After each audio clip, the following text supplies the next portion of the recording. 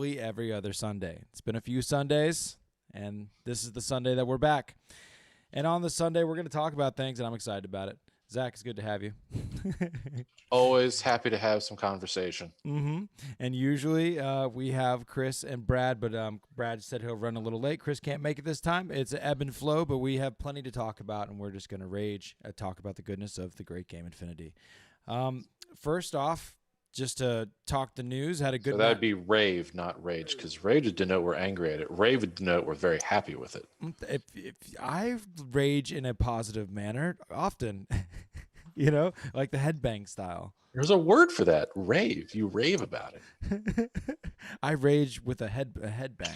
Headbangers rage, Zach. You listen to jazz, don't you? I do not. Nice. What do you listen to? Hakkasalam music? I have a Hakkasalam playlist that I use for all of my campaign narratives that I put together. I usually put a Arabic metal at the top of it that folks can listen to while reading it. Arabic metal is crazy, I gotta say. It's pretty great. That sounds great. I love world music, and especially of that that type. And I could imagine. I think it's a great idea to put a backdrop to your narratives. I like that. Yeah, they usually use a lot of the wind instruments that they use out there in their cultural musics, and then they add a lot of the metal instruments and tones to it, and it gets pretty cool. It's great. Mm-hmm. Yeah, I like that. And I, in general, like music when I'm gaming, and just in general throughout life. I appreciate music in the backdrop. It helps me have a whistle while I work, a beat to my step, if you will. And sometimes that doesn't work well, though. For like right now, I kind of want to have music running in the back of my ears, but does not work well at the talk show. Not always. Yeah, I've had people comment many a times on my bat reps like, "We're not here for the music, bro. We're here to watch the battle." Yeah, I remember there's definitely a group during the campaigns that absolutely despises the music videos at the top of the music you're doing. And I'm like, I told you at the top, the music is for thematic purposes. It's not a report video. And they'll still get mad that, oh, you can't just take advantage of the system like this and just put a video at the top that's music and cheat the system, because you get XP for adding embellishments to your reports. And one of those is adding a video. And oftentimes a lot of the Hakkasan players will be like, well, we don't have a video, but we have some really cool Arabic music that I have filtered through the community, and they'll use that. And then we'll get rage posts at the bottom of it saying, this is cheating. You got free XP for posting BS. And I'm like, no, I posted thematic, really cool music that fits the culture and theme. How dare you get into the narrative, Zach? How dare I spend hours looking for good Arabic metal? You're supposed to be gaming the system here, and people are trying to win. You jerk. always going to be some of those people who you just can't please. Cheat codes with your Arabic metal. I love it. And, I will say, though, I always try to slide in music regardless, and I've always trying to find that happy medium of the right kind of volume in the backdrop. But, I do realize that with talk shows especially, people are watching internationally, and sometimes, English is not their first language, and it's difficult to decipher what you're saying, in a talk show environment if you're trying to figure out what someone's speaking there. I try to do it. So respect to that. Know there would be some light jazz in the background. Otherwise, friends, it kills me. I'm struggling to talk about wargaming right now, but when I go into any sort of environment that doesn't have music, Zach, I lose it. Well, you're a very musical individual. You do a lot of these live performances. I do love music a lot, but I do kind of freak out though. Like if you go into I don't care if it's a gas station, usually a bank, but like any place where it's just one person behind a counter that there's no reason they couldn't enrich their lives by having just a little bit of music playing. And everybody that comes in has to wait in even a 3-minute line. It's like daggers in my eyes, just begging. I see one of our buddies out there that tuned in today to the bat rep. He's laughing at the Arabic metal cheat codes. Yes. Zach's very cultured.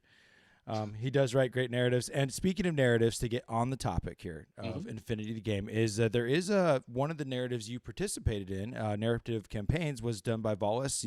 I think that was your first leg in the tabletop simulator land when it comes to Yeah, playing. I did half of the campaign. And there's about to be another one launched. It's called Military Purity, which is pretty funny.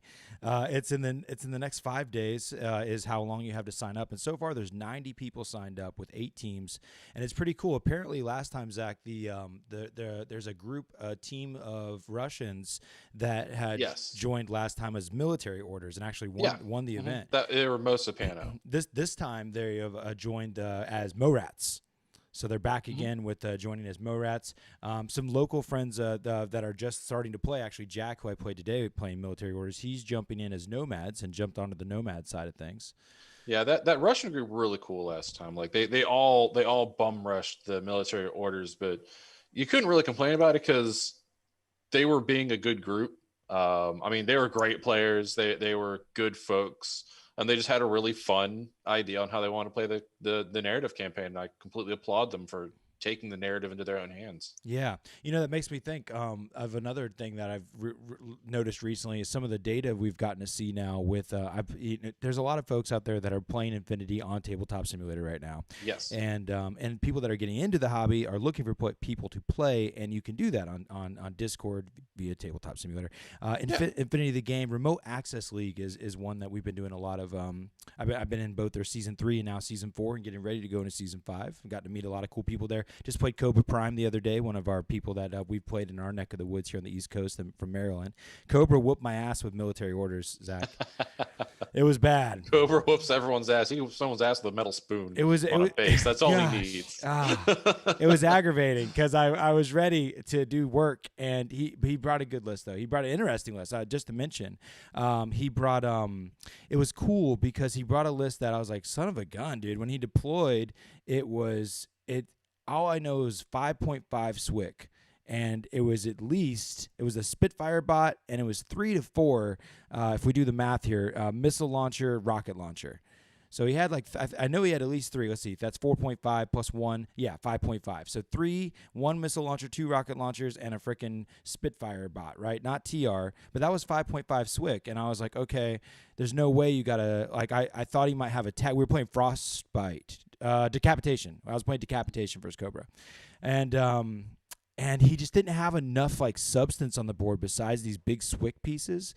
So I was starting to feel like there was going to be a tag, but I didn't see, I saw 5.5 SWIC, so how could that be? And I did not know that there was a upgrade on lieutenants to get +1 SWIC. I've never ran into that before. Oh, what army was he playing? He played military orders, and it was a Joan profile. Oh, yep, the Joan multi-rifle is +1 SWIC. So his holdoff was a tick belong, and I never saw it coming.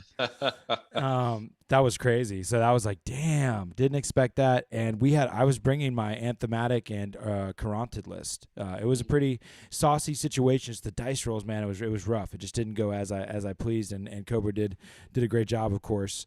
So that he's doing the synchronized civilian thing where it was in that mission Decapitation, there's 2 designated targets, and 4 of the points are killing the designated targets. And he synchronized one and peeled out of there, and I was like, gotcha. Jank! I was not expecting that. I've heard of that tactic before. It's newer to N4. I have not seen it. Granted, I've not really played much N4. Yeah, I hear you. I think there was synchronizing civilians and things back before, but maybe the logistics of how it works is a little different. But it's weird because my instinct was that when you're in case fac state, that you're basically dragging somebody along, right? And case fac is usually, or civ vac, however you want to call it, is usually reserved for an unconscious body, like somebody that's unconscious and you're dragging them off the board. But whenever you synchronize with a civilian, making just a whip roll from once you're in base-to-base contact, then in civ vac state, it basically takes the role of a peripheral. And as you activate, it can be within a zone of control basis. Yeah. Which, so it feels weird. It feels janky, especially if you're not expecting it in a tournament match. You're like, whoa, you're just moving this guy around in different places. You're not even base to base. What's going on here?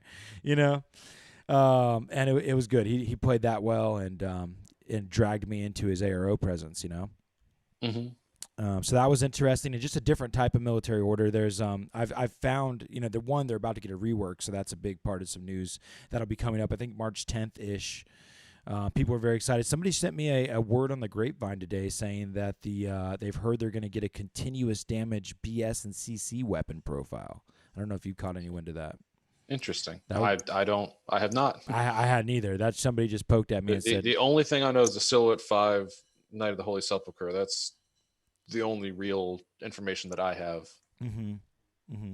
Yeah, the from the players on the RAL group that I talk with on military orders, he believes that the knights, the 2 wound big, you know, badasses, the Joan Pain train, if you will, is kind of the trap of military orders in its current state, and that, you know, bringing is like 170 minimum points or something if you bring this Joan Pain train. And apparently taking more of that ARO presence, tick belong, something totally different than that Joan Pain train, was maybe a better way to go. I don't know. It becomes one trick pony, right? When it's the Joan Pain train, here's this big death blob, and you can point at it and say, okay, there's the problem, right? Yeah. I mean, the Joan Pain train is scary, but there's definitely things that dismantle it. Mm-hmm. And if they come across an army that just has the tools to dismantle it, that's sort of their whole gimmick, is that pain train. They lose the pain train, they really lose that momentum. Yeah. You know, I will say that you made me just think about how probably the biggest experience the takeaway I've had from all the matches I've played lately in TTS, so through ODD, RAL 3 and RAL 4, is the damn hackers, man. Like, I'm still like getting experienced against going that. I've been running a lot of, you know, the combined. There's Tabletop Shogun. Howdy, good to see you. You know, I've been running heavy infantry guys and guys that are hackable. Or sometimes not necessarily, but even just getting spotlighted. Even when I run Ariadne and ODD, just getting spotlighted can be such a big deal, especially when they have guided missile launcher bots, right? Yeah. And I'm seeing that tactic being played much more heavily of, I'm going to put, like Nomads, for instance, they're so strong right now. You put out the Morans with their forward deploy, infiltrate, whatever. They have, you know, they themselves repeaters. I think they can mine layer repeaters. I might be thinking of White Banner right now, because I played against White Banner and they did mine layer repeaters. It was disgusting. I just find that those forward deploying repeater networks, those hacker networks that people put out, and they'll put them on rooftops and they'll put them in inaccessible places, so that when you have to, if you want to get into the enemy's side of the table, you're going to have to walk through these zones of control and suffer getting spotlighted. Or if you're a heavy infantry, worse, or a hacker, worse, you know, from killer hackers or whatever. And if you do get spotlighted, prepare to get missile launched, so you better have a way to go kill that thing. Yeah. You know, I've been finding that I've been letting my pieces get targeted and then just spinning every last order to run them to their death, so that by the time it's their turn, they've already done all their job, you know? Yeah. I mean, stealth will get you through those repeater networks, definitely. And camo as well. Being able to go back into marker state can avoid marker states. I mean, there's ways around it, but yeah, they've moved hacking far more back to the utilitarian presence that it is, where you can use it as utility in almost any situation, which is great. I love that. The Spotlight upgrade was wonderful. I love what they did with Spotlight. They've made it far more of a useful program. Not that it wasn't useful before, but it was it wasn't worth getting off. It had a lot of play up to get it off. Yeah. In N3, or just in your experience, I don't know if you might know, whenever you throw like a smoke, you know, or let's say a white noise, when you do the white noise upgraded hacking program, and it's supposed to be within the zone wholly within the zone of control of the hacker. And I don't know if that means just the small, like 25 millimeter token that is the smoke token, or the full 5-inch like circular. The full 5-inch. The full 5-inch circular must be within a zone of control of the hacker. That includes areas around repeaters. Now, I'm pretty sure you'd have to read closely, but within or wholly within? Like, does the whole wholly within? Yeah, the whole circular template needs to be. And yes. Then because it's at the, and then I think this has been discussed. This is just for conversation's sake, but I think it's been discussed in the Discord as well. But when they put that deployable, that they do the hacking program, they say, I do this white noise hacking program, they do it. Do they get to just kind of feel that out, or do they got a point to where it's going to go, and if it's not wholly within, it fails? or do they get to kind of like say, okay, here's my zone of control, I'm forcefully making sure it's wholly within it? Yeah, you can place it wherever you wish. You don't have to point to a spot. Yeah, Because you need to know where it's sitting. You have to know if it's fully within, because that's the stipulation of using the program. okay, that feels good. There's no range management or anything like that. It's just I cast it here. Yeah, that's what I would prefer it to be. Yeah. That sounds good. It looks like Brad's ready to join us, man. Let's see if we can get Brad in here. We're usually at the shop together. Let's hope that his home setup works okay. Let's give it a go. Oh, Brad's joining. Brad, It's Brad. we see you. This is connecting to audio. We see him. Brad did not connect to audio. Uh-oh. All right, we'll let him hang out until he can figure that out. Yeah, we don't hear you yet, Brad. Shoot him a message. Hopefully. Brad, not if you can hear us. Oh, Brad connected to audio. Yep. There you go. Hey, there he is. Yeah. Brad. Nailed it. Good to see you, dude. Yep. Hell yeah. Welcome to the conversation. We are just getting into it, Brad, and we were just talking about what were we talking about, Zach? We were on a good one. We just finished conversation on, does white noise fully yeah. go? Can you pre-measure white noise? Yeah, we were talking about hackers, hacker networks, and just how recently I've really been struggling against I wouldn't say I've just been recognizing the power of hacker networks and for the ability to spotlight paired with missile launcher drones has been it's nerve-wracking. It's nerve-wracking when you see they have the missile launcher drone and it's in this inaccessible place, and you got this big piece that you want to go Rambo with, but not necessarily get it killed. And when you get targeted, now you're in trouble, because you, on their turn, when you pass turn, you're totally susceptible unless you can go back into marker state. Or reset out of it, which is only a -3 reset. But here's one of those weird things that I started to recognize. Targeted, if they do isolate you, or let's say they try to hack you again with another program, and as you try to reset to ARO, dodge it, you're also stacking the reset of the targeted state, and it becomes even harder to do. And some of these, like I think it's when you try to reset from a Toha model, for instance, I'm pretty sure if you try to reset from their Pharaohware or whatever their attack is, if you're targeted, they have a -3 that pops out when they do the symbio bomb, I think.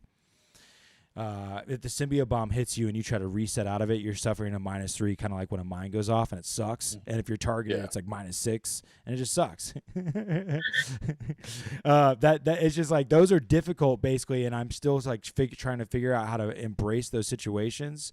And it's funny because I've found them to be difficult when I bring Ariadne, even with the non-hackable faction, because even non-hackable, you can still be spotlighted, you can still be missile launcher droned, you can still be spotlighted, go back into camo, and then have a link team get within 8 inches and have a +3 from the link and +3 for the range band and +3 for being targeted, and easily rediscover you. Mm-hmm. So it's been interesting to get used to those things, Yeah, I mean, hacking's sort of going the way I was expecting it to go. It's useful for everyone now. Mm-hmm. You can't essentially ignore the hacking game anymore, even for non-hackable armies.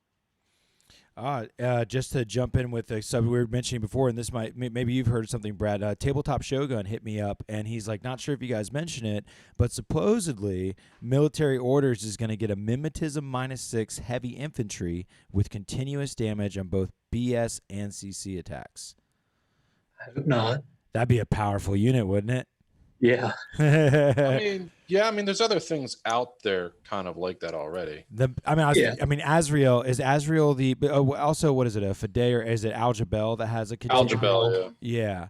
But the APHMG on the Azrael is one of the most powerful weapons I've seen, right? And I mean, adding that -6 is pretty nice. I think there's some invincible army units that might be similar to that. I mean, the Moang is pretty close, just doesn't have the continuous damage. I'm thinking it is Mendoza from Aristea, is what he says. Oh, maybe I see. They're pulling in an Aristea character. That makes sense. That'd be cool. I do like them pulling in more Aristea characters. They've got some pretty cool Aristea characters. Mm-hmm. The just to keep jumping around, Brad, we were talking about a little bit prior to you getting here. Just there's a campaign that's about to launch from Vol SC. He's getting ready to do the second campaign, and there had been one last year that Zach had participated in, and that's pretty cool. And I forgot what I was just about to say. Oh yeah, I want to talk about the missions basically of these next tournaments that are coming up a little bit. And what's kind of fresh in my mind is supplies. I just played supplies today, and that's one of the tournament missions that are popular. I think in general, I think supplies is typically a good game, right? Yeah, it's a good game. Yeah. I like supplies. What's interesting, especially I just continued again fresh on the mind, played it today, is it is a bit more sauced up than previously with the decompression zones. It now has 4 decompression zones that go down, and there's several missions that have that in general, right? That's another thing that just today I think it'd be fun to talk about. One, what you guys think about tournament tables having extra terrain features like difficult terrain, 0 visibility zones, or just difficult visibility zones of -3, saturation. I'm finding that a lot in the TTS matches I'm playing, is that they're starting to insert these different terrain features into the table. And I know Vol's community really likes building maps with terrain features in mind. It adds a bit of spice. Don't get me wrong; it's very interesting. I think it'll work better in N4 with the more prevalent multi-terrain and terrain-specific units. I mean, I wouldn't mind playing on a desert board with my Hakazon because everyone has desert terrain, so everyone's now 5/5 unit. So I mean, I'm fine with that. Yeah. But yeah, I think adding elements of terrain to tournaments, stuff like that, I think that's a great idea. It adds another element to the board because Infinity really is your opponent, and the board as the 3 players of the game. What do you? I've heard that's a general school of thought that I've heard. I'm a little bit on the side of like I want a good clean fight, and I don't want the board to get in the way of that. Like I don't like it when, because some people didn't play on this board, maybe they had if a board favors somebody and then it just happens to be that like luck of the draw that the one person's favored and one person's less than favored. It depends on how much they swing on it. It's a fine line to walk. What do you think, Brad? Are you for having different terrain features on different boards? I don't know, man. My opinion comes and goes. Like, if I like play a game on a board and it's just like, oh, we've got a strip where it's a river and it's like you need aquatic terrain to get through this, like I'm fine with it. I don't really like the decompression zones this season. If they were in not as many missions, I wouldn't have a problem with it. But like every page I turn, it's like, man, it's in 50% of the missions. Yo, I'm probably a little highly speaking. I'm but like, with you. It seems like it's in a bunch. Well, here's the thing though, Brad, is that so like I'm already there's own kind of feelings about these decompression zones that can be a big deal. Like today's mission was like if you're like all of a sudden Toha that they have triads all over the board. Well, sorry, you're one shot everywhere. Whatever. You lose some of these benefits you have. But take it even further and not just have, I'm okay. I've come to terms with the fact that Corvus Belli provides that. It's like, all right, you guys made the game. We'll go with that, But it's another thing when the map makers are almost playing God a little bit and putting a different mix in the game. And it's just like the ability to put that in there skillfully enough that it doesn't become unfair is what's important, I think. Yeah, the first campaign missions I did, they did that well, where they had elements of the board that were not critical as the terrain elements. You could ignore those sides of the board and fight around other sides of the board if you wanted to, but if you want to take advantage of that terrain, it was available for you to do. So kind of as a special flank if you wanted to, but you could set up a defense against it.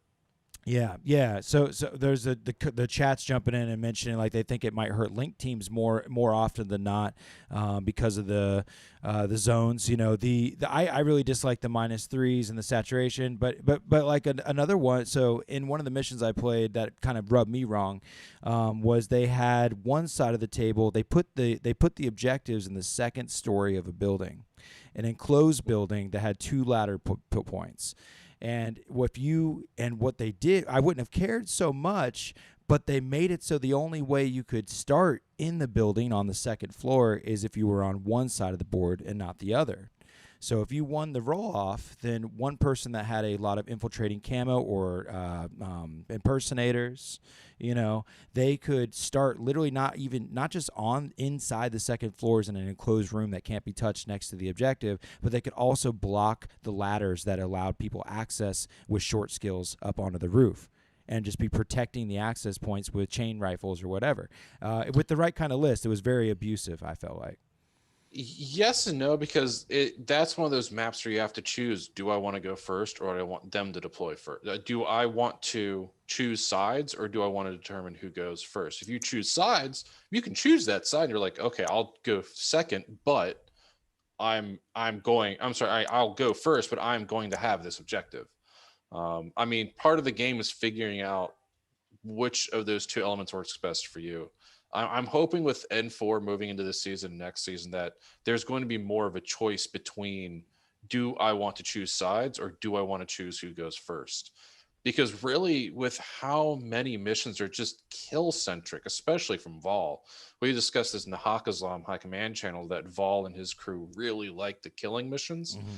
Killing missions, you have to go first. That's just how it is. So really, it all depends on, do I win the roll off and do I get to go first and can alpha strike? Because that's what I'm going to do and that's what's going to win the mission. Mm-hmm. Whereas when you get to round by round objective scoring that is outside of killing, then you can really start implementing the, do I want to choose sides or do I want to choose turn order? Yeah, I like that perspective, Zach. That's a good way to look at it. I think that's what I'm learning, is that I'm needing to be more versatile, in that I need to be able to be ready to play first or second. I usually am going into a mission with a plan to go second often, or and kind of deploy accordingly. But I think that if your list needs to be planned to go either way, and I often don't necessarily do that, and I think that's been hurting me. Because then if I don't, I don't either. I try to force the issue the way that I planned for it to be, instead of do plan B and Rambo them. Like if it's a last to act mission, then kill all their orders, punch them in the face. And you got to be able to turn that knob. If you have an ARO heavy list, for instance, and you're planning to be very defensive in ARO, but the map doesn't play nice with that, the opponent doesn't play nice with that, they totally hide everything, they don't want to, whatever. You have to be ready to change gears, I think. What do you think, Brad? Do you think that makes sense? Oh yeah. I mean, with the new 15 order or 15 troop limit, I used to play 2 to 3 ARO pieces and then 3. Now I usually do like 1 and then midfield camo markers to tie you up. And I don't know. Yeah, Dashot I feel really got hurt. Dashot and I'd say Assassins if the Assassins hadn't gotten redone, but Assassins really lost a lot of their piece trading. Well, like Dashot, I don't really think that it's been necessarily hurt. You play it differently. Like I like my 20 order lists when definitely. Yeah. I like my piece trading. Understandable. Yeah. I don't even almost at this point remember what it's like to play more than 15 orders. It has felt natural enough, I guess. But there, I'm thinking of piece trading. Let's talk a little bit about. There's one thing I faced recently that scared the crap out of me. This guy's actually first. I played him for fun to practice, and he's actually first place in ODD going into round 5, and he's playing a nasty ODD list, Nomad list, vanilla Nomad. And the thing that made me want to play Nomads because I thought they was so cool, but also it's just super juiced up powerful. The Pupniks and the Puppet Bots, they're ridiculously good, I think. Yeah, they're great in vanilla. They're great in vanilla. God, yeah. Pupniks are rude. Pupniks are really rude. He takes like the Jazz and Billy concept and the Morans with their forward deploy hacker network, and so he has the missile launcher drone ready to spotlight guided missile you from his hacker network from the great hackers that he brings with upgraded devices. On top of that, having 2 groups that are pushing the Pupniks and the Puppet Bots. And the Puppet Bots, there's like a forward observer bot, and they have like boarding shotguns and AP rifles. And then the Pupniks, rocking. The thing that blew my mind is the cost for the value. The damn thing's like, I swear to God, a Pupnik unit is like 22 points. and you get freaking 3 Pupniks into the Chimera, and you're talking about 2 wounds apiece. It's total of 7. No. Yeah, they're 2 wounds each. No, the Pupniks are the Chimera is the 1. weak point. Yeah, but that's 7 wounds. If you Yes. and they have Eclipse. So if you keep the Chimera, now the cool thing is, so the Chimera has like the martial arts, and she has like the CC-23. So she's the one you want to fight, and you try to get all the Pupniks to swarm in with her. I took 11 saves against a Pupnik attack when they all swarmed in against me. What the way to fight Pupniks is to get to that Chimera. If you can hit that Chimera in the back or something, she's dead. She's just going to die. Yes. She's Fizz 13. She has no special armor or anything like that. Right. If she can drop Eclipse, that's great, but she's doing it 1 shot on a 16. So, I mean, if you get a bunch of shots into her and she rolls maybe a 7 or 8, she takes 1 hit, she's down. She's got no armor. I don't disagree. But yeah, if you can't get to her, right, they're going to wreck your world. And the cost after all that, and once you fought through, if you had to kill all 7 of the wounds, that was 20-some points and 1 order. Right. And so what I'm seeing happen, and then the puppet bots, they're essentially 2 wounds apiece with their next, they have a secondary state or whatever. And when you kill all 3 of those bots, essentially 6 wounds, you haven't even lost an order. They still got the Taskmaster that ran the thing, who comes with counterintelligence. Right. And so like I'm seeing them shove these 2 things up your ass, and you would just literally have nowhere to go besides deal with these things, or else they are your world. They must die. And there's your whole first turn, and you took at most 2 orders away, if 1 order away, excuse me, if you kill the Chimera situation. And they're going to get where they're going with that Eclipse, as long as they don't roll terribly, but they dodge on a 19. They're just really good is what I'm finding. And, speaking to the lack of trade ups that we have now, that's less to speed bump them along the way. So I've found them to be really gross, and I think your point is right that you can easily kill the Chimera and they all shut off, but you better have something to figure it out. You better have. No, they've all got 1 wound, no armor, no BTS. They do have immunity total though. So but I mean, do they only have 1 wound? Because I swear to God, the puppet bots have. They're the ones with 2 wounds. Yeah. So pop-up bots have 2 wounds. Goodness. Yeah, they've got a 1 wound normal state, and then like a ravaged state with another. wound. Gotcha. Interesting. I'm super happy they only have 1 wound. I swear to God, when I was playing somebody, they treated them like 2. I'm looking it up on Builder right now. I mean, if you get a template on them, make them all make a save. Good luck to them. Yeah, but again, dodging on 19s. You need to get it. They require some work. What is it? A warband? Tactical company. There it is. Oh yeah, they do have a ravaged state. Well, they don't have much in armor though, but yeah, they do have that ravaged. They're still essentially 2 wounds. And they all get +1 burst while they're hanging out together, despite it being vanilla. So yeah, they count as a Harris. Damn it! I'm trying to find this thing. I swear to God, people played Puppetnatica Company. That's not right, is it? Yeah, Puppet Tactica Company. Yep. Yeah, dude, they have 2 wounds. They have a battle ravage state. Oh, that's puppet bots. I'm trying to find, damn it, the damn pup nets. Oh, they're in Bakunin. They're Uberfall commandos. Yeah, but people can run them in Vanilla Nomad as well, right? Yeah, but it's easier to find them in the Bakunin area. Oh, you go down to war bands, and they are Bakunin Uberfall commando. Hook me. Just triple verify that they're not 2 wounds for me, so I can feel better. I'm looking at them right now. I need to know. They're 1 wound.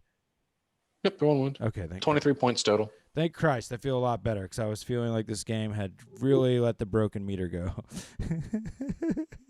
They were mean, man. They hurt me. But yeah, they're fast. I mean, they're climbing plus. They're impetuous. They're immunity total. But I mean, if you look at them funny, they die. Okay, I feel better. I swear to God, I played.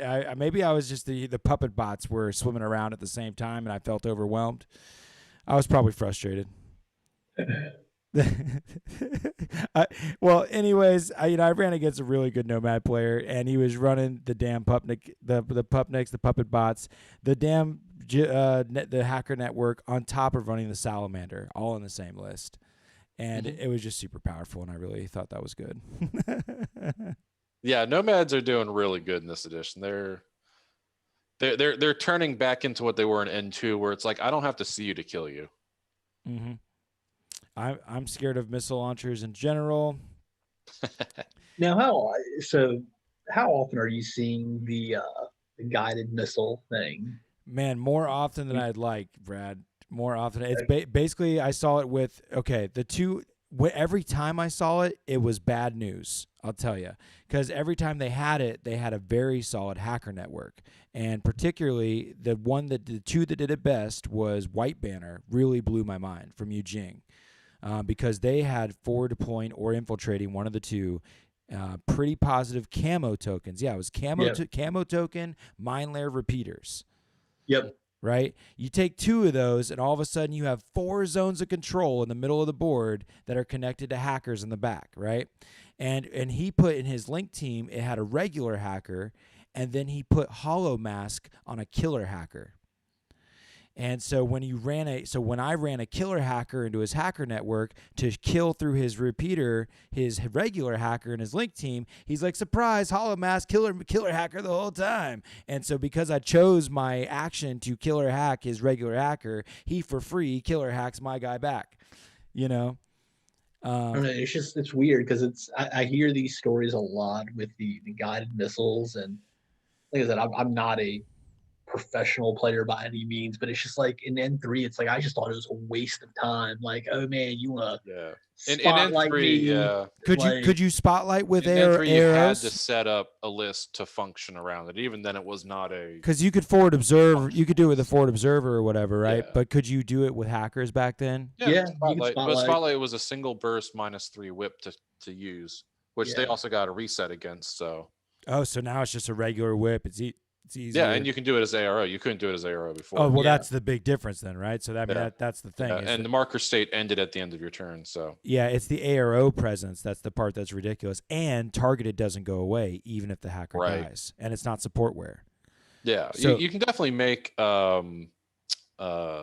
Infowar lists and smart missile lists work much better in this edition. It is. I have to try it. It's scary, dude. It's so scary because they put those hackers and repeaters in inaccessible places, and then they make it so that if you walk into their hood, even if they don't kill you, they could just hide everything on top of buildings. Everything's hidden. And as you walk through these midfield camo tokens, you're just getting targeted. And their turn, they're like, guided shot. Take explosion. Yeah, I mean, really what makes Spotlight so good now is that it's an ARO capable program. Mhm. That right there is so good. Thank God they can't guided ARO. That would be busted. They have to active turn guided because. Well, I mean, technically, kind of. If they see you, it's kind of guided. I don't like Granted, it. you can also shoot back at that point. Exactly. But, Exactly. kind of It's the whole not line of fire thing and not a chance of dying in response.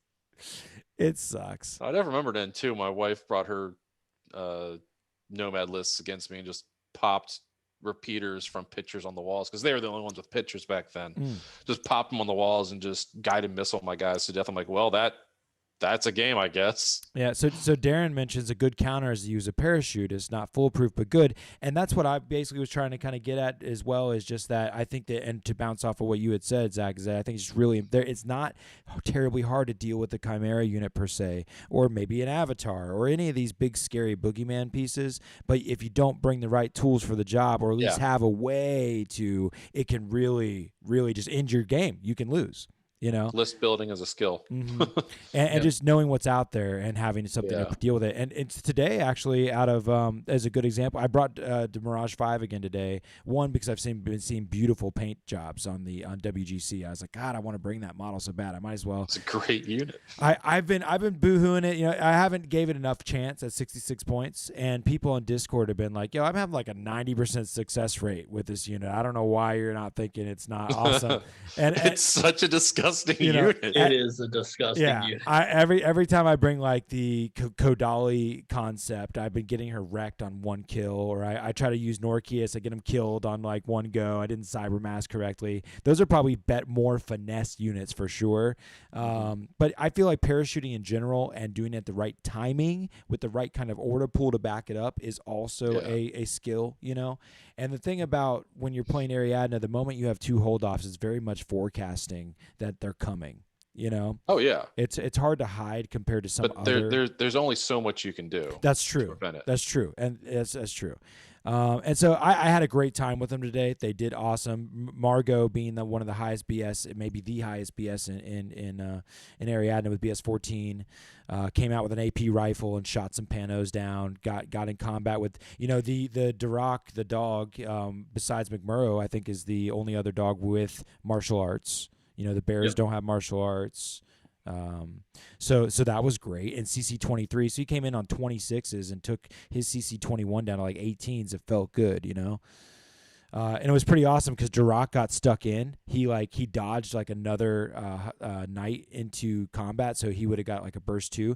I'm gonna stop right there real quick. Do you get burst 2 in ARO? Or no, they just each fight at that point, right?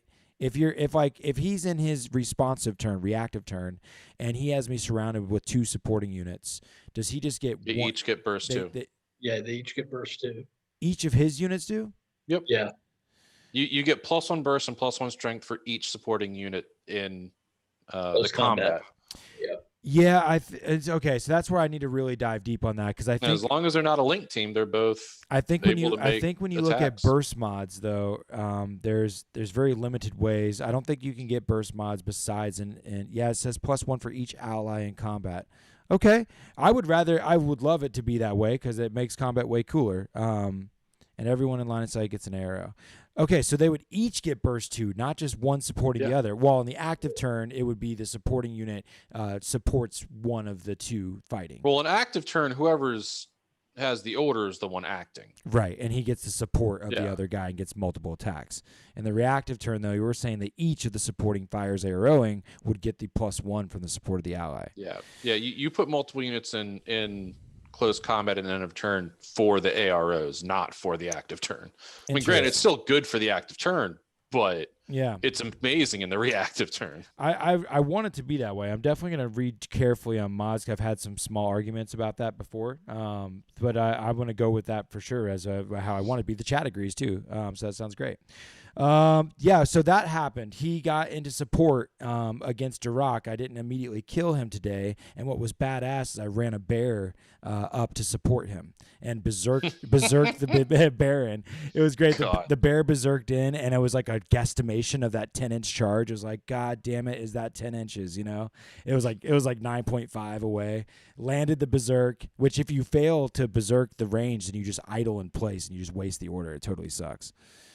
And yeah, it was great. The bear berserked in, got Duroc out of combat. It was fantastic. Bears are awesome. I do love them. So excited for new military orders. I think that's going to be fun, and I would be pretty badass to see them get a. I'm okay with a Aristata model coming over with continuous damage weapons and heavy mimetism. Yeah, I'm looking forward to seeing what the rework is. Mm-hmm. I want to see a Montesa Knight on a bike, but that's not even military orders, is it? It's military orders. Yeah, military orders. I want that. Yeah, they're just also in a Contimento because it's a Montesa because the Montesa is a Contimento chapter. Okay. I would like that. I've been Rambo'd by that model before, even though it doesn't necessarily have a model, but that profile, and it's very cool. The Red Fury one, and there's also a shotgun one as well, I think. Mm-hmm. Yeah, there we go. Thank you, Tanako. Yeah, very cool stuff. So, do you guys prefer going first in supplies or second? First or second in supplies? Yeah. Would you rather grab the crates and run with them or be last to act in most cases? Is all list dependent, circumstance dependent, or what's your general preference? Question to the group. I mean, it's very table and list dependent. I mean, if you got a couple MSV ARO units, then you can go second because they're not going to take those boxes more than likely very far because even if they have to take care of your MSV units, then they're spending orders to take care of that MSV unit and not running the boxes back. So the boxes are going to be stuck out there. But I mean, it all depends, if you've got a bunch of mine layers and specialists up there, then you might as well go first, grab the boxes, drop mines while you're running. Yeah. Mm-hmm. To me, it depends on the table and then what I'm playing against. If I'm playing against an army that doesn't have a lot of infiltrators, I typically play armies that take a lot of infiltrators, so they don't have the midfield presence. I'll go first and take take the boxes, drop mines, or Yeah. just take the boxes and run. And Well, one thing, kind of like like I'm starting to think that like Biotech 4, Panic Room, the missions that eat you if you hang out in the back, and maybe supplies when you go first. That doing a bunch of coordinated orders makes a lot of sense, especially if they're, you know, and maybe like if you're the person going second, instead of going in suppression or reducing their order pool by 2, like today, if my opponent would have reduced the amount of command points I could have spent, it would have been more powerful probably than reducing the 2 orders that I had. I think that's what allowed me to open the crates and get them back and fight him. I spent almost every CP to just coordinate my ass off getting the supplies out of there and spent the rest of the orders fighting him. And if I didn't have that sort of order efficiency, the coordinated orders, it would have never happened. So I'm starting to, my mentality is starting to think that way more when I go first, and maybe just in general to just try to, coordinated orders is a way to offset getting reduced by 2. I've started to really hate going first because I hate getting my 2 orders reduced. I really do. So I think coordinated orders is a way to feel a little better about that and regain some of that efficiency. Yeah, I mean, I really love having 2 Fide mine layers and 2 assassin Fide. With the shock mines. With the shock mines and doing coordinated orders, all 4 of them revealing, dropping mines in the enemy's deployment zone and off board edge, and then re-camoing and re-impersonating. Mm-hmm. Yeah, we were joking on the Discord about the like how you can baggage everybody. If everybody that goes empty gets within zone of control of the baggage, then you can coordinated refill. Coordinate baggage. Yeah, yeah. It's true.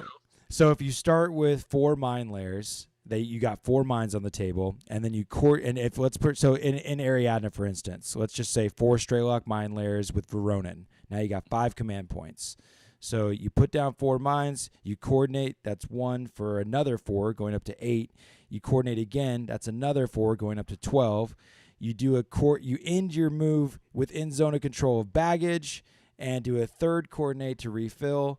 4th coordinate, you put down another 4 going to 16, and your 5th one could go to 20 mines. Or you could save the 5th one to re-camo everybody. And that's 16 mines with 4 camo tokens. Then the question becomes, how that came up in conversation, is how honest should you be in a tournament to your opponent about which ones are the mines and which ones are the models? If they don't remember which is which, should you be the good sport and make sure that they know which one's which? That's part of the shell game. Yeah, you should be like, take a picture, bitch. Keep track of who is who. If you can't, write it down. Take pictures or something. You have the tools. It is not my job. You forgot, suck it. Don't walk that way. Yeah, I think that's funny. I agree.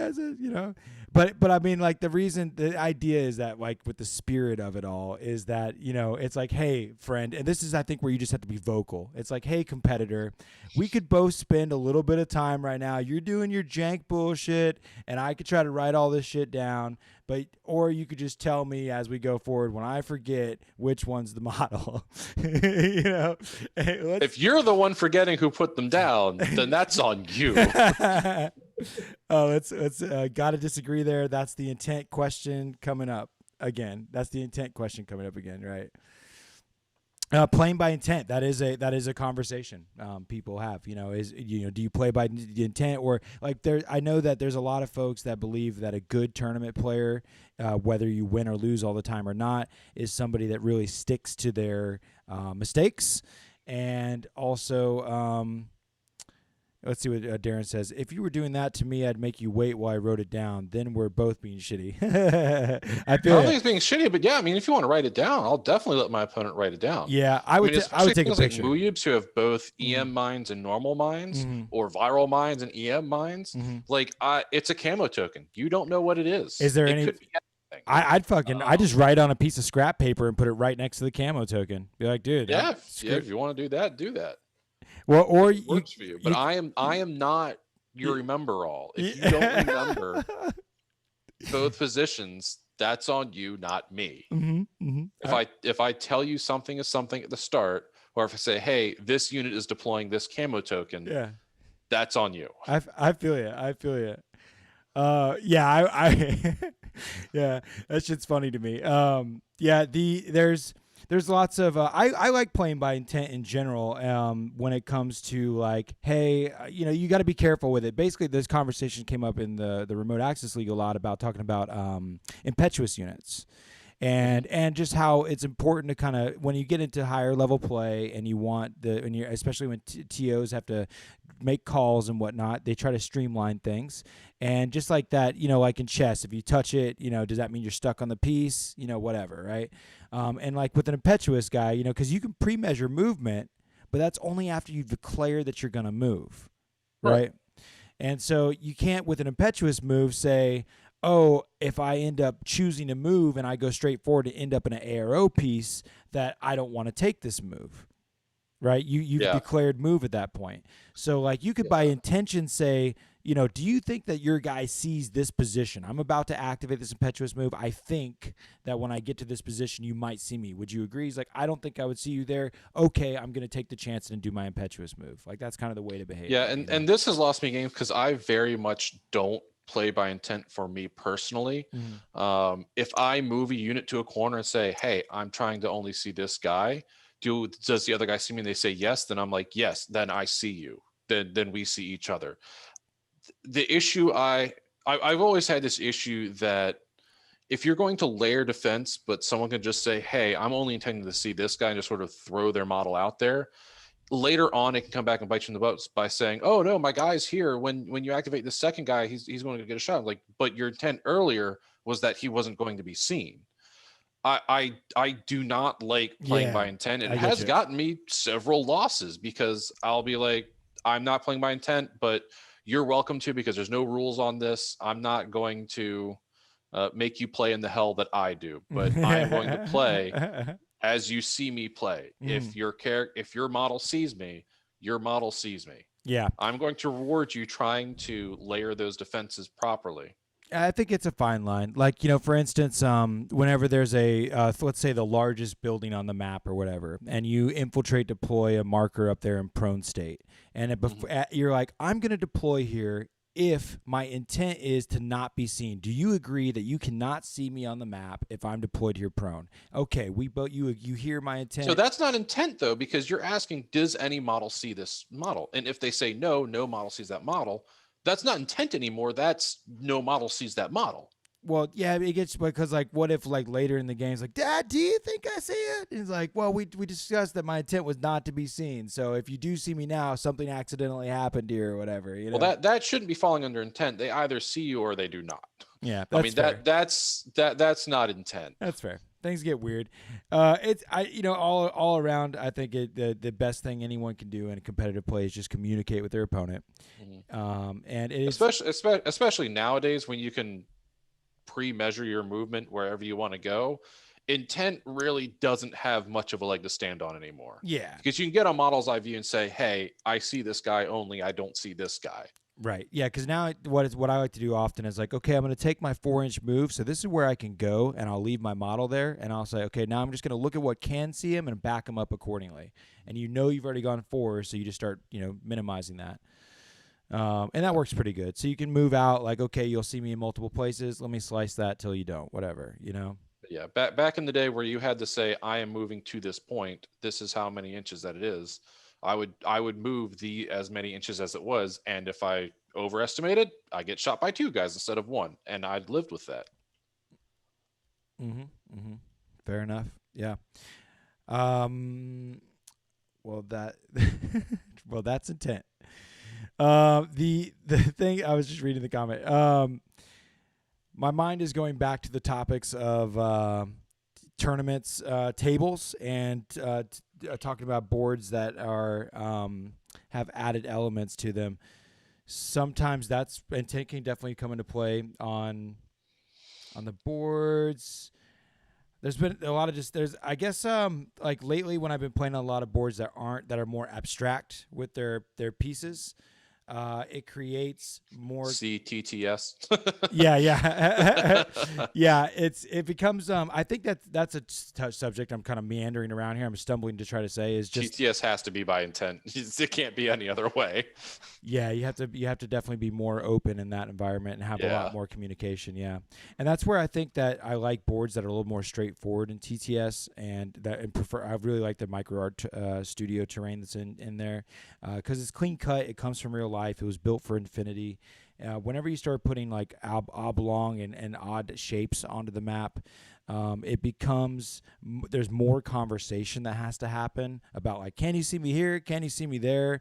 And if it's a lot more just like rectangular, clean-cut lines that you can easily identify where silhouettes are seen and what has cover and what doesn't, the game goes smoother and faster. And I think that's kind of rubbed me wrong a little bit in some of these matches I've played recently. Is that the terrain is annoying for the gameplay versus being. Well, I really think N4 opens up a lot of that weird terrain, though. Like as you've been doing on some of your newer boards, N4 really welcomes weird terrain because it's not nearly as strict as it was before. I mean, and we've all played on the Alcazaba table at Baltimore Brawl, so I mean, we know how those weird building tables get, where it's like, oh, this is such a beautiful board, it's so cool, look at all this terrain, and you start playing on it, like, oh god, this is a nightmare. I mean, they exist. I think those boards are going to be having more of a place in N4. Yeah, with some cool spindly bits. Yeah, or spindly bit. You can use spindly bits because, like, hey, I've got cover. I've got cover from this, so that's how it is. Yeah, I don't have to check. Oh, am I covered by a third? Am I covered by a half? It's no, I've got cover. I think that's definitely helped it be successful in N4 or in TTS as well, for sure. Yeah. It definitely made it way more playable inside the virtual environment without being annoying, without causing, because you could still play it obviously in N3 in that environment, but there would have to be way more discussion about what is a third and a half and all that bullshit. That's funny. Well, gentlemen, we're getting close to the hour mark here. I'm gonna be playing somebody that's been watching a lot of the Bat Reps for a long time now. His name's Clint, also pseudonym, I think is his screen name, and I'm looking forward to playing Clint. He's from California. I think he streams as well. He's playing OSS, and we're gonna play over the next couple of days, so that'll be fun. Since the last episode, there's been like 14 game streams, so please go check that out. Lots of virtual games. And a few in real life. Oh, one thing I wanted to show you guys. I just posted it today. One thing that was cool about today's match, and if you're watching the YouTube, you can check it out. I might have to screen share otherwise. But I took the map. Here we go. I'm going to make this work. Everybody sees it. I'm going to hit this button. There we go. I took this map that you see on the screen here, and instead of redoing the board, I played several Bat Reps on this board, and it was fun, but I got tired of it, right? And I wanted to change it up, but I didn't want to just pull everything off. So I took the mat and I carefully rotated the whole thing 90 degrees. And it was awesome because, I built the board to go, one-dimensionally from one side to the other. But by strategically placing it to work that way, it totally worked in a whole different way by rotating it. And here's what the other board looked like. So it'd probably be easier to tell what's going down if these were side by side for you right now. But yeah, look at the. Oh yeah, I mean, it looks like it works both ways. Yeah, it totally did. I did some small adjustments. If you look at these crates right here in the upper right, watch where they shift in this picture. Now they're right here. So this whole thing turns to the right basically, and this road that's pointing upwards to the right will now be pointing this way. So we'll go back. Yeah. And it was really cool. I loved it. Because it was like familiar the way that the lanes were kind of set up, but it was disoriented. It made me feel like I was in virtual reality or kind of like on a roller coaster or something, because like your stomach feels weird inside. Like I know this, but I don't. And it was a lot of fun. Had a great match. You can see those decompression zones we put down there on the map today. This is a supply mission with those damn decompression zones, and it was crucial how much it played a role because they were right next to the supplies. So I mean that really slows you down from trying to get to them. And those arrows, decompression zones, they're wild and crazy. But anyways, that was fun. I really enjoyed turning my map. I suggest if anybody else puts their shit down on a mat, if you can rotate it, you might think that's pretty cool. I did. Yeah, I've heard that as a strategy for changing up your tables. Is like, hey, just rotate the map 90 degrees, see how it works. It's really fun. It's really fun. I want every table to be able to rotate. I need lazy Susans for every table. I want to play while it's rotating. You ever seen those games of chess where they play on like the globe or like the multi-layered chess? No. Yeah. Oh, 3D chess from Yeah. Star Trek. Yeah, I've seen that. Well, yeah, I've never seen it on Star Trek. I've only seen like weird in-person versions, but like that, it's cool. Anyways, good times. Obviously, it's getting late. You guys are cool. Thanks for tuning in with us. And do enjoy the game of Infinity and my friends. I appreciate you guys. What?